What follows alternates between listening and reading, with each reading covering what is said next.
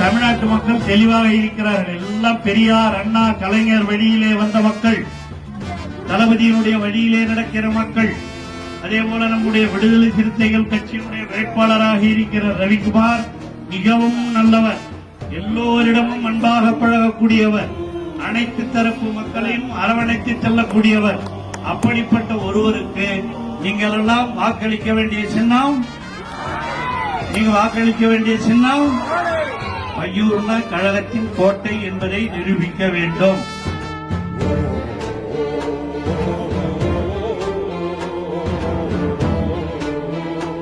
நடக்க போற தேர்தல்ல ஏப்ரல் 19ஆம் தேதி நீங்கள்லாம் ஓட்டு போட போகும்போது அந்த ஓட்டு பதிவு எந்திரத்துல 6வது இடத்துல இந்த பானை சின்னம் இருக்கும். 6வது இடத்துல பானை சின்னம் இருக்கும், மறந்துடாதீங்க. இந்த மெஷின்ல 6வது இடத்துல பானை சின்னம்.